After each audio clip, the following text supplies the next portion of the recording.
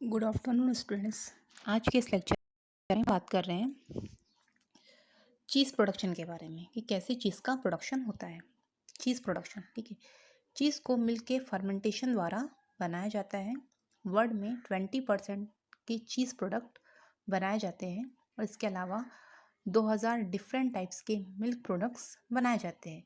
ये milk products काऊ, sheep, गोट ETC से क्या किए जाते हैं, प्राप्त किए जाते हैं। तो हम आज देखेंगे कि पर्टिकुलर एक चीज़ का प्रोडक्शन कैसे किया जाता है। जैसे कि हम स्ट्रक्चर में देख रहे हैं कि पर्टिकुलर कैन बनी हुई है जिसमें रॉ मिल्क रखा हुआ है। इस रॉ मिल्क को पास्चराइज किया जाता है, देन कोगुलेशन किया जाता है, देन ड्रेनिंग की जाती है, then processing, then salting, then moulding, then storage. अब इसकी स्टेप की बात करते हैं। Microbiological aspects of cheese making. The biological agents following 3 biological agents are required for cheese making. तो चीज़ मेकिंग में 3 बायोलॉजिकल जो एजेंट है वो यूज़ किए जाते हैं। फर्स्ट होता है मिल्क, जो as a raw milk use किया जाता है। सेकेंड होता है स्टार्चर कल्चर, जो स्टार्टर कल्चर है, स्पेशली बैक्टीरिया का यूज़ किया जाता है। और देन होता है रेनेट, जो एक एंजाइम है। तो इसकी प्रोसेस देखते हैं।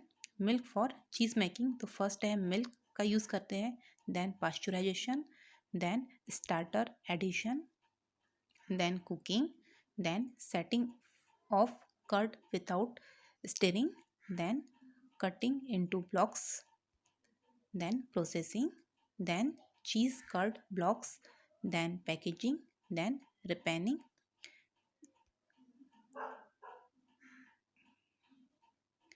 ठीक है, देन हम क्या देखते हैं, चीज़ प्रोडक्शन कैसे किया जाता है, इसे हम 1 बाय 1 देखेंगे। तो सबसे पहले मिल्क लिया जाता है जो कि रॉ मिल्क है। तो मिल्क को सबसे पहले पास्चराइज किया जाता है। इस पास्चराइजेशन में मिल्क को हीट करके एक निश्चित टेम्परेचर पर या फिर एक पर्टिकुलर टेम्परेचर पर मिल्क को हीट किया जाता है, जिससे मिल्क में प्रेजेंट जो हार्मफुल बैक्टीरिया है वो इनएक्टिव फॉर्म में कन्वर्ट हो जाते हैं। 65 डिग्री सेंटीग्रेड पर मिल्क को हीट करना होता है, जिसे हम क्या कहते हैं, पास्चराइजेशन कहते हैं। Then next step, pasteurized milk. Milk को, जो हमारा पास्चराइज्ड मिल्क है, इसे कूल किया जाता है 32 डिग्री सेंटीग्रेड टेम्परेचर पर। इसे क्या किया जाता है, इस मिल्क को कूल किया जाता है। नेक्स्ट है एसिडिफाइड मिल्क। मतलब जो नेक्स्ट स्टेप होती है उसमें क्या होता है, एसिडिफिकेशन होता है।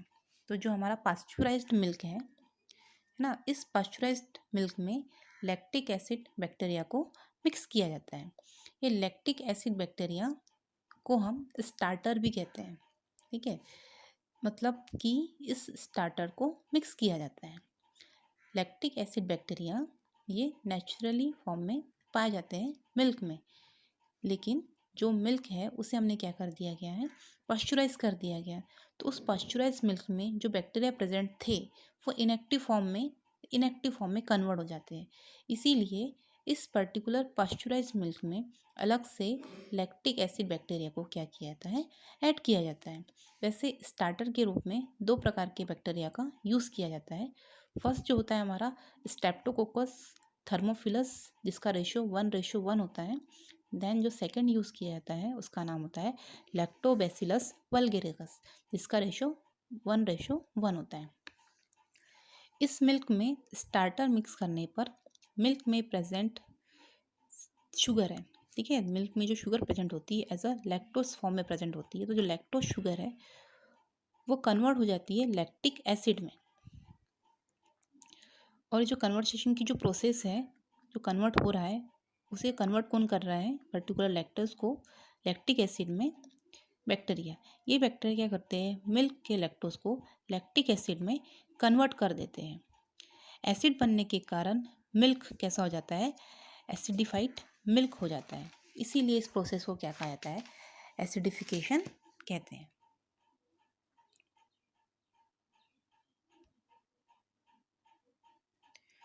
नेक्स्ट देखिए, जो हमारा एसिडिफाइड, क्योंकि इसके पहले की जो प्रोसेस थी, पहले हमने मिल्क लिया, देन उस मिल्क को क्या किया, पास्चराइज मिल्क, जो सेकंड स्टेप थी। थर्ड स्टेप थी हमारी एसिडिफाइड मिल्क, जो मिल्क था उसको हमने एसिडिफाइड किया, किसकी हेल्प से, with the help of bacteria. Next जो स्टेप है वो है हमारी कर्ड का फॉर्म करना है। तो कर्ड के फॉर्म के लिए क्या किया जाता है, पर्टिकुलर जो हमारा एसिडिफाइड मिल्क है उसमें एक एंजाइम को मिक्स करते हैं जिसका नाम होता है रेनेट। ये रेनेट इस मिल्क के अंदर का जो प्रोटीन है, मतलब मिल्क में जो प्रोटीन पाया जाता है उसका नाम है केसिन। ये जो रेनेट है ये केसिन में बहुत सारे, केसिन के जो बहुत सारे मॉलिक्यूल्स हैं उनको जोड़ता है। केसिन के मॉलिक्यूल्स कैसे होते हैं, अलग अलग होते हैं, तो उन्हें जोड़ने का काम कौन करता है, ये रेनेट करता है। ये रेनेट केसिन के मॉलिक्यूल्स को आपस में जोड़ देता है, मतलब एक लम्स बना देता है या फिर एक गुच्छा बना देता है। तो इस प्रोसेस को क्या कहते हैं, कोगुलेशन कहते हैं। ये जो कोगुलेशन की जो प्रोसेस हो रही है किसकी हेल्प से हो रही है, रेनेट की हेल्प से हो रही है। कोगुलेशन मीन्स होता है जब दो या दो से अधिक जो मॉलिक्यूल हैं वो आपस में जुड़कर एक लम्प्स या एक गुच्छा बना देते हैं, तो इस प्रोसेस को कोगुलेशन कहते हैं।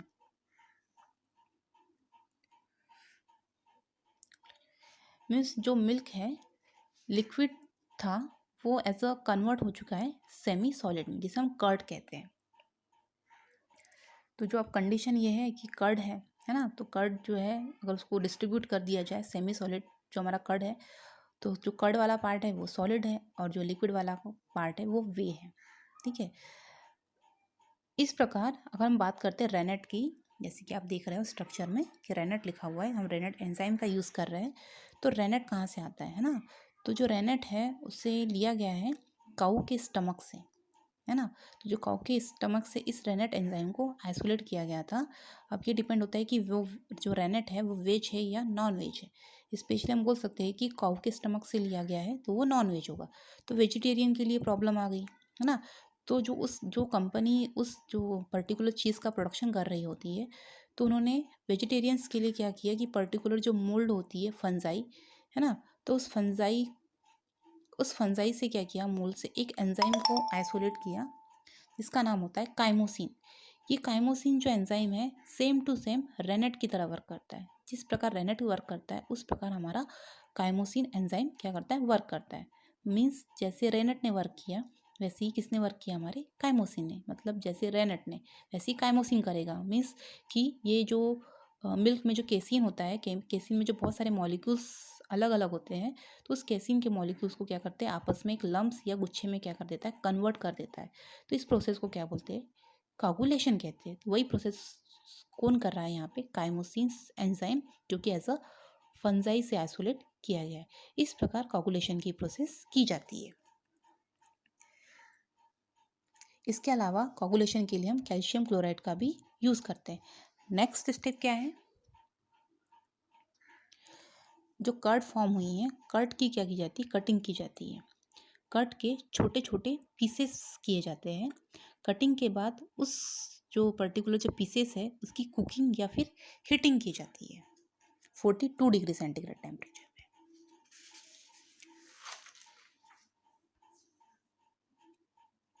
ठीक है, तो अब हम क्या करेंगे, कुकिंग करेंगे। उस पर्टिकुलर जो कर्ड वाला जो पोर्शन है उसकी हीटिंग की जाती है 42 डिग्री सेंटीग्रेड टेम्परेचर पे।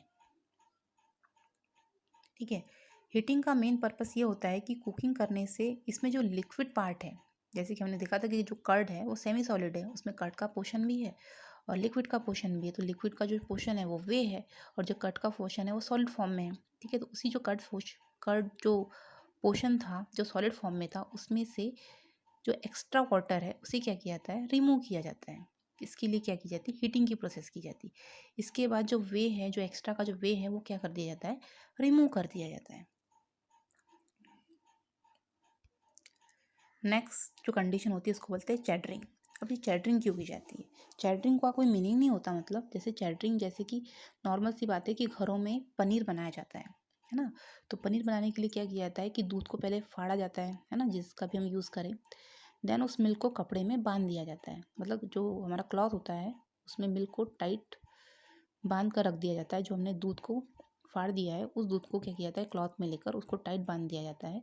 छोटी छोटी पोटलियाँ बनाई दी जाती है और उन पोटलियों को क्या किया जाता है, एक के ऊपर एक रख देते हैं। तो इसी प्रोसेस को, जैसे कि आप स्ट्रक्चर देख रहे हो, पोटलियाँ बनी हुई हैं, है ना। तो इसी प्रोसेस को क्या बोलते हैं, चैडरिंग कहते हैं। ये चैडर है, ब्रिटिश में एक गाँव है चैडर, जहाँ सबसे पहली बार पनीर बनाया गया था और इसी मेथड के द्वारा बनाया गया था। तो इसी से उसका नाम पड़ गया चैडरिंग। देन नेक्स्ट हम बात करते हैं चेडरिंग की प्रोसेस के बाद नेक्स्ट होती है हमारी साल्टिंग। ठीक है, अब साल्टिंग क्यों की जाती है? नॉर्मली जो चीज़ होता है, अगर घरों में जो चीज़ बनाया जाता है उसमें साल्ट नहीं होता, मतलब उसका जो टेस्ट होता है वो नमकीन नहीं होता। मार्केट में जो भी चीज़ मिलते हैं वो थोड़े नमकीन होते हैं। उसी प्रोसेस को हम क्या कहते हैं, साल्टिंग कहते हैं। जैसे कि मोज़रेला चीज़ थोड़ा नमकीन होता है ना, उसमें साल्टीनेस पाया जाता है। चेडरिंग के बाद, मतलब चेडरिंग की प्रोसेस जैसी कंप्लीट हो जाती है उसके बाद किया जाता है, चीज़ को ब्राइन सॉल्यूशन में डीप किया जाता है। ब्राइन सॉल्यूशन क्या होता है? पर्टिकुलर वाटर प्लस सॉल्ट, इनका जो सॉल्यूशन होता है उसे कहते हैं ब्राइन सॉल्यूशन। तो इन सॉल्यूशन, उस सॉल्यूशन में जो हमारा चेडरिंग की जो प्रोसेस के बाद जो हमारा जो सॉलिड पार्ट जो चीज़ का है उसमें इसमें क्या किया जाता है, डिप कर दिया जाता है। साल्टिंग का मेन पर्पस होता है फ्लेवर एंड टेक्सचर के लिए किया जाता है मेन साल्टिंग।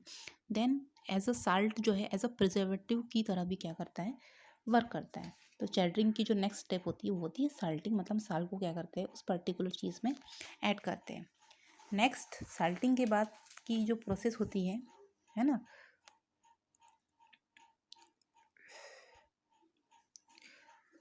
उसके हम शेपिंग देते हैं। साल्टिंग के बाद शेप अलग अलग इसमें क्या किया जाता है, उसे शेप किया जाता है, साँचों में डालकर उसको शेप किया जाता है। देन उस पर कुछ प्रेशर दिया जाता है एज अ वेट के द्वारा, ताकि उसमें जितना भी लिक्विड पार्ट है वो क्या हो जाए, आसानी से रिमूव हो जाए। देन इसके बाद क्या की जाती है, रिपेनिंग की जाती है। जैसे कि आप देख रहे हो 11 जो पॉइंट है वो रिपेनिंग है। Room at controlling temperature and humidity,